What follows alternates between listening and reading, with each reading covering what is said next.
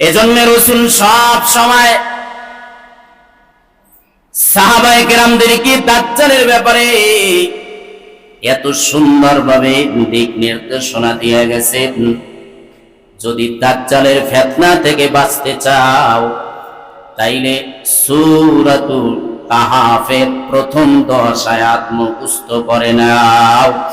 রাসূল বলেন সূরা কাহাফের 10 আয়াত মুখস্থ করো, তেলাওয়াত করো, দাজ্জালের ফিতনা থেকে আল্লাহ তোমাকে বাঁচায় দিবে। একজন সাহাবী হযরত তামিমে দারি রাদিয়াল্লাহু তাআলা আনহু তখনও মুসলমান হন নাই, বাড়ি সিরিয়ায়, বর্তমানে ফিলিস্তিনে তার বাড়ি। তিনি তখন খ্রিস্টান ছিলেন। একদিন পয়গম্বর ইশার নামাজ পড়াতে বিলম্ব করতেছেন, সবাই উপস্থিত। আল্লাহর রাসূল নামাজে আসেন না, সাহাবায়ে কিরাম অপেক্ষা করতেছেন। ফাতেমা বিনতে কায়েস থেকে হাদিস আবু দাউদ শরীফে এসেছে।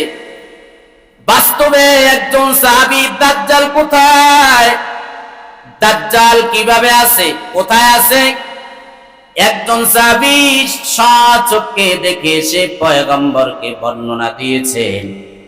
ওই সাহাবীর বর্ণনার আগে সাহাবায়ে কেরামদেরকে আল্লাহর রাসূল দাজ্জাল সম্পর্কে স্পষ্ট করে সতর্ক করেছেন। তো একদিন নামাজ পড়তে দেরি করতেছেন পয়গম্বর, সাহাবায়ে কেরাম হাজির, আল্লাহ রাসূলের শান নামাজে বিলম্ব করতেছেন। ফাতেমা বিনতে কায়েস একজন মহিলা, তিনি বলেন যারা মক্কা থেকে মদিনায় হিজরত করে সর্বপ্রথম গিয়েছিলেন ওই সারির মধ্যে আমিও একজন ছিলাম। একদিন এশার নামাজ, আল্লাহর রাসূল আসতেছেন, আমরা উপস্থিত, একদম পিছনের সারিতে আমি মহিলাদের কাতারেই ছিলাম। এরপরে দীর্ঘ সময়ের পরে আল্লাহ রাসূল মসজিদে নববীতে আসলেন। এশার নামাজ আদায় করার পরে আমাদেরকে বসতে বললেন। আমরা সবাই নিশ্চুপ হয়ে বসে গেলাম। আল্লাহ রাসূল নামাজ সমাপ্ত করে দাঁড়ায় গেলেন। এরপরে বললেন, আমি তোমাদেরকে আজকের কোনো আশার বাণী, কোনো ভীতি বাণী শোনানোর জন্য বসতে বলি নাই। তবে কেন বলেছি, কেন তোমাদেরকে বসার জন্য বলেছি তোমরা কি জানো? সাহাবায়ে কেরাম বললেন, আল্লাহু আ'লামু ওয়া রাসূলুহু, আল্লাহ এবং তার রাসূল ভালো জানেন, আমরা কিছু জানি না। আল্লাহ রাসূল বলেন, আজকের ইশার নামাজ পড়াইতে বিলম্ব হয়েছে। তোমাদের একজন ভাই হযরত তামিমে দারি রাদিয়াল্লাহু তাআলা আনহু এসেছে 9 জন সাথীকে নিয়ে এসে আমার কাছে ইসলাম গ্রহণ করেছেন। তারা সবাই খ্রিস্টান ছিল। সে এসে আমার কাছে দাজ্জাল সম্পর্কে এমন সুন্দর এক ঘটনা শুনাইছে যে ইতিপূর্বে দাজ্জাল সম্পর্কে আমি তোমাদেরকে যে সতর্কবাণী করেছি সেই কথার সাথে তার ঘটনার হুবহু মিল রয়েছে। ওই ঘটনা শোনানোর জন্যই আমি তোমাদেরকে বলেছি মসজিদে বসার জন্য। ওই সাহাবীর নাম তামিমে দারি, তিনি স্বচক্ষে দাজ্জালকে দেখে এসেছেন। আল্লাহ রাসূল বলেন, তামিমে দারি আমাকে বললেন যে আমরা একবার সিরিয়া থেকে 30 জনের এক কাফেলা নিয়ে জাহাজে আমরা সমুদ্রে ভ্রমণে বের হয়ে গেলাম। সমুদ্রে যখন বেরিয়ে গেলাম, আমাদের ভ্রমণ চলতেছে। কয়েকদিন যাওয়ার পরে হঠাৎ করে ঝড় তুফান শুরু হয়ে যায়। দীর্ঘ 1 মাস ঝড় তুফানে আমরা পড়েছিলাম। সমুদ্রের তরঙ্গমালার ভিতরে আমাদের জাহাজ চলতেছিল লাগামহীন ভাবে। কোথায় আমরা যাইতেছি কোনো সীমানা নাই। আমরা যাইতেছিলাম, নদীর স্রোত আমাদেরকে যেদিকে নিয়ে যায় আমরা সেদিকে যাইতেছিলাম। নিয়ন্ত্রণহীন ভাবে জাহাজ চলতেছিল। সমুদ্রের তুফানের ভিতরে আমাদের নিয়ন্ত্রণহীন ওই জাহাজে আমরা অবস্থান করতেছিলাম। দীর্ঘ 1 মাস অতিবাহিত হওয়ার পরে ঝড় তুফান যখন থেমে যায়, আমরা তাকায় দেখলাম পরিষ্কার যখন হয়ে গেল, একটা দ্বীপের কাছে আমাদের জাহাজ নোঙর করলাম। একটা দ্বীপের ভিতরে আমাদের জাহাজ এসে ঠেকে গেল। ওইখানে আমরা ছোট ছোট নৌকা ব্যবহার করে ওই দ্বীপের ভিতরে নামলাম।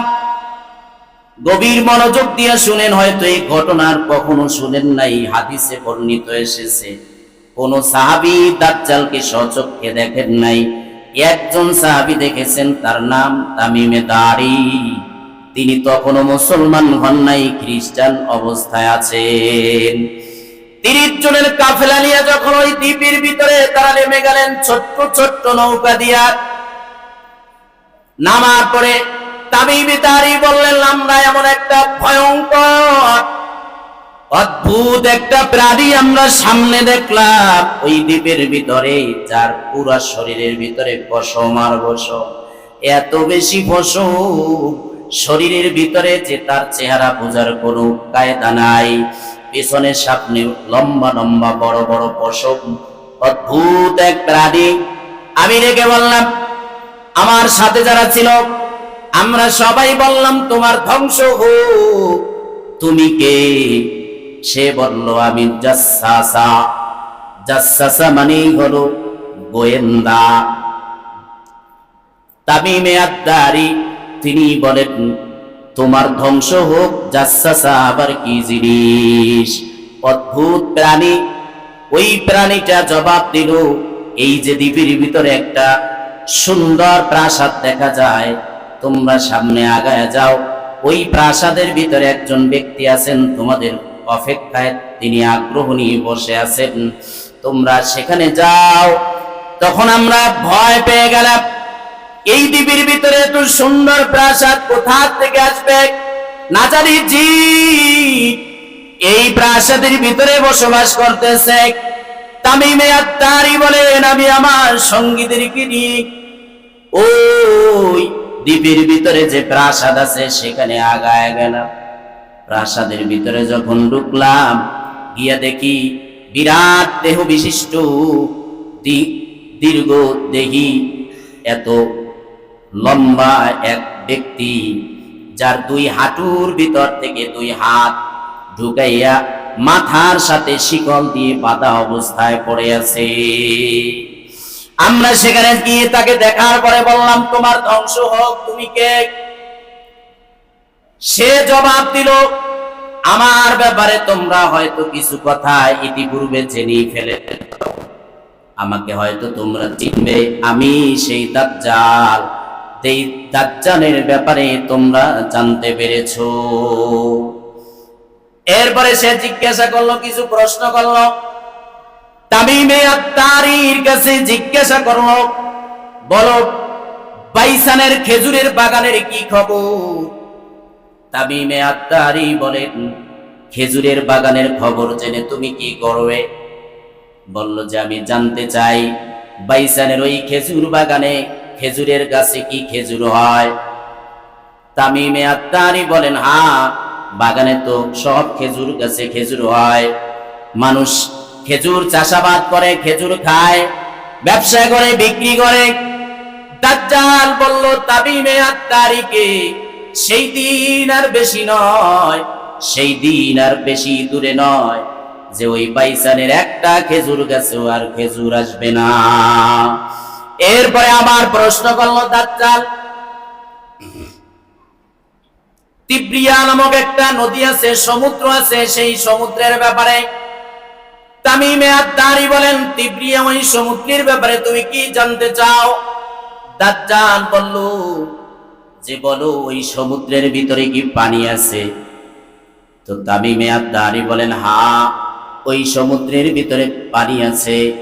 দাজ্জাল বলল, সেদিন বেশি দূরে নয়, এমন একটা সময় আসবে তিব্রিয়া নামক ওই বিরাট সমুদ্রের ভিতরে কোনো পানি থাকবে না। এরপরে আবার প্রশ্ন করলো দাজ্জাল তামিমে আদ-দারির কাছে, বলো জুগার নামক একটা জায়গা, একটা ঝর্ণা আছে, সেই ঝর্ণার কি খবর? তামিমে আদ-দারি বলেন, সেই ঝর্ণা দিয়ে তুমি কি করবে? দাজ্জাল বলল, আমি জানতে চাই সেখানে সেই ঝর্ণা থেকে কি পানি বের হয়, পানি পড়ে? তামিমে আদ-দারি বলেন, হ্যাঁ, ঝর্ণা দিয়ে পানি বের হয়, পানি দিয়ে মানুষ চাষাবাদ করে, পানি পান করে মানুষ উপকার হাসিল করে। তো দাজ্জাল তামিমে আদ-দারিকে বলল যে সেদিন বেশি দূরে নয়, ওই ঝর্ণা থেকে আর পানি প্রবাহমান হবে না। এরপরে দাজ্জাল তামিমে আদ-দারির কাছে জিজ্ঞাসা করলো, তোমরা বলো, উম্মি নবীর ব্যাপারে তোমরা আমাকে সংবাদ দাও। উম্মি নবী বলতে মুহাম্মদ সাল্লাল্লাহু আলাইহি ওয়াসাল্লামের ব্যাপারে দাজ্জাল তাকে জিজ্ঞাসা করলেন। তখন তিনি বললেন, হ্যাঁ, উম্মি নবী তো আগমন করেছে। দাজ্জাল বলল, সে এখন কোথায় আছে? তামিমে আদ-দারি বলেন, সে মক্কা থেকে হিজরত করে মদিনায় অবস্থান করতেছেন। দাজ্জাল বলল, তামিমে আদ-দারিকে, উম্মি নবীকে কি মক্কা থেকে তাড়িয়ে দেওয়া হয়েছে? বলে, হ্যাঁ, তাড়িয়ে দেওয়া হয়েছে। মক্কাবাসীর সঙ্গে কি যুদ্ধ হয়েছে? হ্যাঁ, যুদ্ধ হয়েছে, এখন মদিনায় অবস্থান করতেছে। দাজ্জাল আবার জিজ্ঞাসা করলো তামিমে আদ-দারির কাছে, বলো, উম্মি নবী কি বিজয় লাভ করেছে? তামিমে আদ-দারি বলেন, মক্কার কাফিরদের সঙ্গে তো বিজয় হয় নাই, তবে পার্শ্ববর্তী দেশগুলোর সাথে তার কিছু বিজয় হয়েছে। তখন দাজ্জাল বলল, আমি অতি শীঘ্রই এখান থেকে বেরিয়ে যাব, বেরিয়ে আমি সারা পৃথিবীতে আমি ঘুরতে থাকব। 40 দিন সারা পৃথিবীর এমন কোনো গ্রাম নাই, এমন কোনো অঞ্চল নাই যেখানে আমার কদম পড়বে না। হাদিসে আল্লাহ রাসূল বলেন, এই ঘটনা মসজিদে নববীর মেহরাবে বসে বসে সাহাবায়ে কেরামদেরকে শোনায়া দিলেন। এরপরে আল্লাহ রাসূল সাহাবায়ে কেরামদেরকে বললেন, ও সাহাবায়ে কেরাম, তোমরা কি জানো এই তামিমে দারি যেই সমুদ্রের ভিতরে, যেই দ্বীপের ভিতরে দাজ্জালের অবয়ব দেখে এসেছে, ওই দ্বীপটা কোথায় অবস্থিত? আল্লাহ রাসূল একবার নয়, দুইবার নয়, 3 বার বলেছেন, ওই দ্বীপ সিরিয়ার অথবা ইয়ামানের কোন এক সমুদ্রের মাঝখানে পূর্ব দিকে অবস্থিত। আল্লাহ রাসূল এই কথা একবার না, দুইবার না, 3 বার বলেছেন। আল্লাহ রাসূল বলেন, ওই সমুদ্র, ওই দ্বীপ হলো পূর্ব দিকে অবস্থিত, পূর্ব দিকে অবস্থিত, পূর্ব দিকে অবস্থিত। দাজ্জাল ওই তামিমে আদ-দারিকে বলেছেন, 40 দিন আমি পৃথিবীতে ঘুরতে থাকবো, এমন কোন অঞ্চল নাই যেখানে আমার কদম পড়বে না, কিন্তু মদিনায়, তয়্যিবা আর মক্কায় আমার ঢোকা হবে না। সেখানে তলোয়ার নিয়ে, খোলা তরবারি নিয়ে ফেরেশতারা দাঁড়িয়ে থাকবে। যখনই আমি তয়্যিবায় ঢোকার চেষ্টা করব আর মক্কায় ঢোকার চেষ্টা করব, তখনই ফেরেশতা আমাকে তাড়া দিবে। আল্লাহ রাসূল মসজিদে নববীর মিহরাবের ভিতরে বসে বলেন, ও সাহাবায়ে কেরাম, দাজ্জাল যে তয়্যিবার কথা বলেছে, ওই তয়্যিবাই হলো এটাই হলো তয়্যিবা।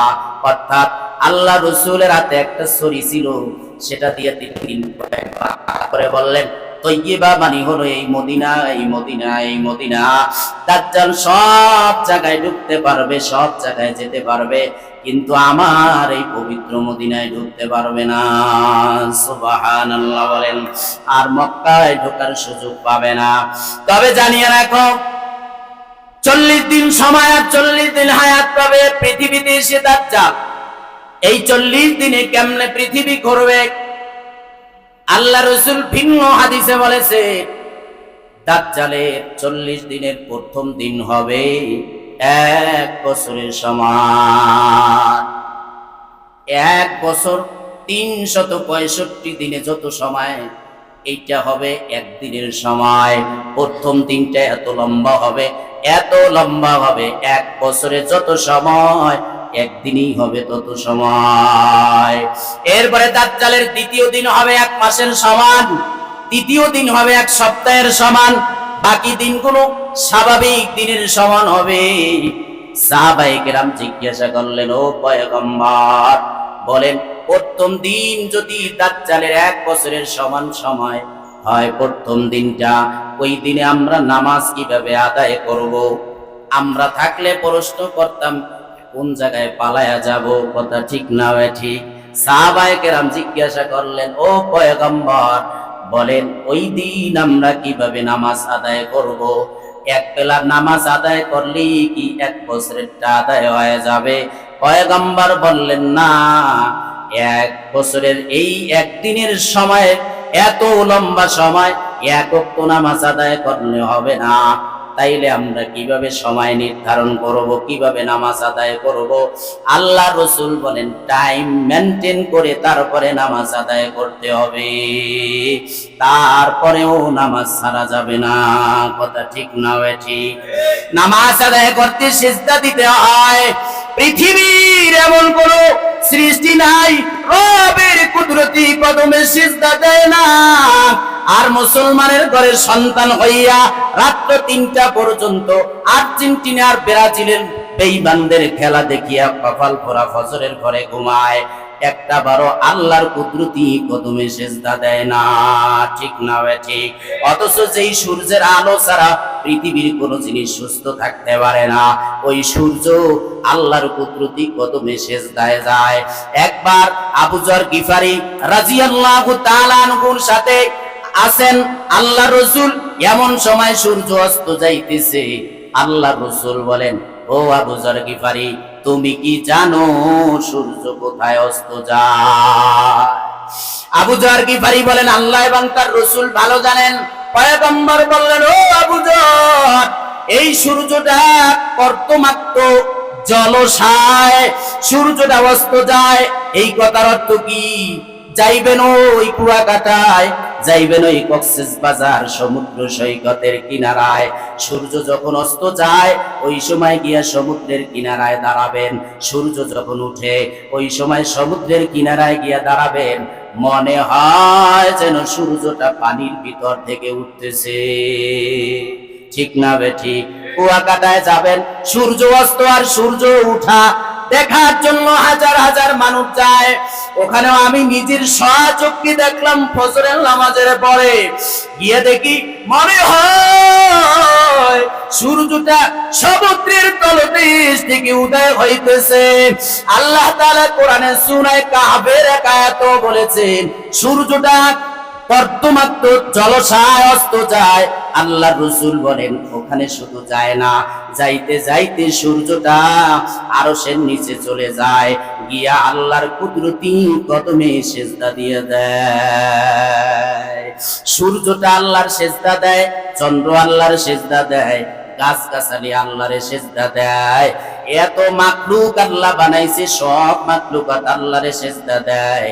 নেমো খারাপ আল্লাহর নিয়ামত খাইয়া মুসলমানরা আল্লাহরে সিজদা দেয় না, ঠিক না বেঠিক? সিজদা দিবেন তো ইনশাআল্লাহ? আল্লাহ তাআলা আমাদেরকে সংক্ষেপ কথা বুঝার আমল করার তৌফিক দান করেন, বলেন আমিন। বাকি আলোচনা ইনশাআল্লাহ আগামী জুমায়, যারা সুন্নাত পড়িলে আমরা সুন্নাত পড়ব।